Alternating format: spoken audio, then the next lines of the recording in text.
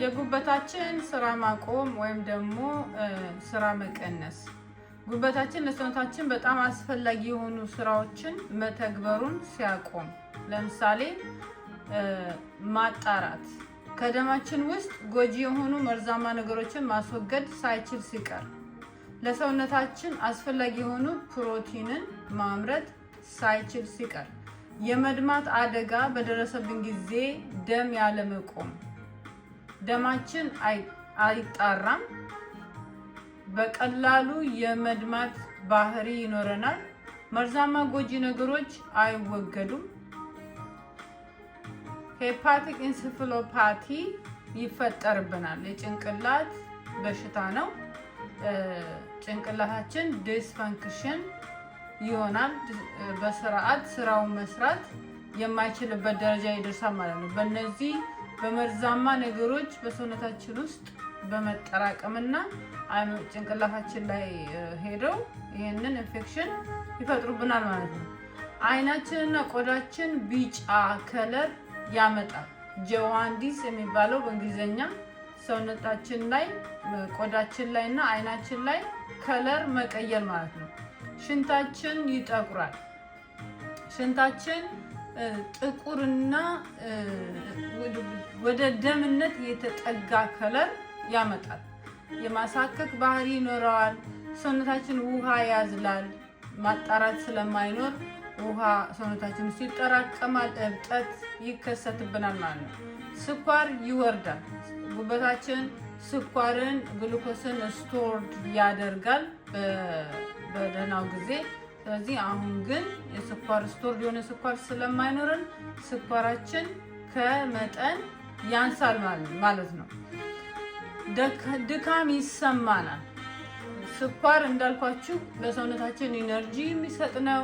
ስኳር ከሌለ ሰውነታችን ስኳሩን እያጣ በሄደ ቁጥር ድካም ይሰማናል ማለት ነው። ግራ መጋባት፣ ኮንፊውዥን የምንለው፣ የስብ ምግቦች ያለመፈጨት፣ ክብደት መቀነስ፣ ማል ኒውትሪሽን፣ ጉበታችን ባይልን ሳያመርት ሲቀር የስብ ምግቦች አይፈጩም። ምክንያቱም ባይል ለስብ ምግቦቻችን መፈጨት አስፈላጊ ስለሚሆን፣ ቫይታሚኖችን አብዞርብ ያለማድረግ፣ ቫይታሚን በጉበት አማካኝነት አብዞርብ ለሰውነታችን ጥቅም እንዲሰጡ አብዞርብ ይደረጋሉ። አሁን ግን ጉበታችን ስራውን ስለቀነሰ እነዚህ ቫይታሚኖች ጥቅም ላይ አይውሉም። የቫይታሚን እጥረት ይመጣብናል ማለት ነው። ጉበታችን ሆርሞንን ስለሚሰባብር በሆርሞን ላይ ኃላፊነት ስላለበት የሆርሞን መከማቸት ይፈጠራል ማለት ነው። ወደ ኩላሊት የሚሄደው ደም ይቀንሳል።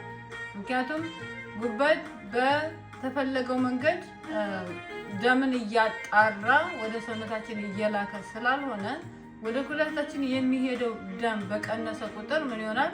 ጉበታችን አፌክትድ ይደረጋል ማለት ነው። ሄፓቶ ሬናል ሲንድረም ኪድኒ ፌለር ይመጣብናል ማለት ነው እና በጉበታችን ሴም ታይም ኪድኒያችንን ኩላሊታችንን አፌክት የመሆን ቻንሱ ከፍተኛ ነው።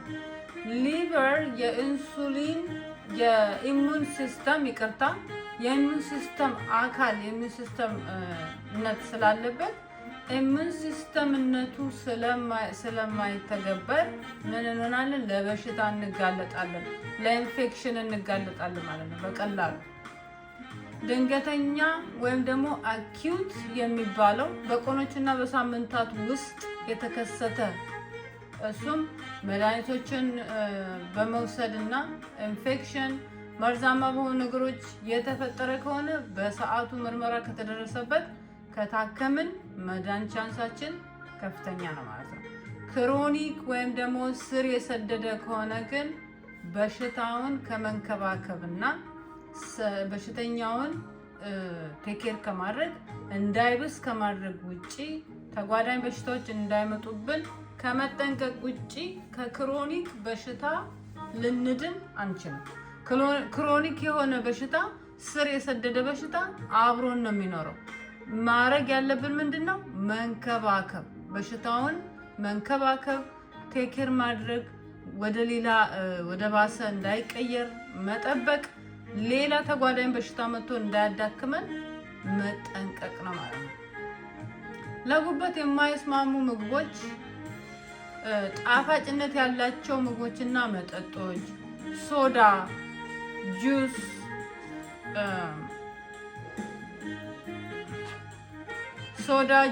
ጣፋጭ የሆኑ መጠጦች፣ ስኳርነት ያላቸው መጠጦች የሰውነታችንን የደማችንን ስኳር ከፍ ያደርጋሉ። የሰውነታችን ስኳር ከፍ ባለ ታይም ደግሞ ምን ይሆናል ማለት ነው? ጉበታችን ትርፍ ስብን እንዲያጠራቅም ያስገድደዋል። ካንዲና የተጋገሩ ዳቦ፣ ኬክ፣ ኩኪስ ከመጠን ያለፈ ስኳርን የያዘ ስለሆነ ለጉበታችን አደገኛ ነው። እነዚህ ምግቦች ማስወገድ መቀነስ ይጠበቅብናል ማለት ነው። ጤነኛ ያልሆነ ስብ ያለው ምግብና በዘይት የተጠበሰ ምግብ መብላት፣ በርገርስ፣ ፍሬንች ፍራይስ ከፍተኛ የሆነ ሳቹሬትድ ፋትና ካርቦሃይድሬት ስላላቸው ለጉበታችን አደገኛ ናቸው። በዘይት የተጠበሰ ማንኛውም ምግብ ለፋቲ ሊቨር ያጋልጠናል፣ መጠንቀቅ ይጠበቅብናል። ፍራይ የሆኑ ምግቦችን ማስወገድ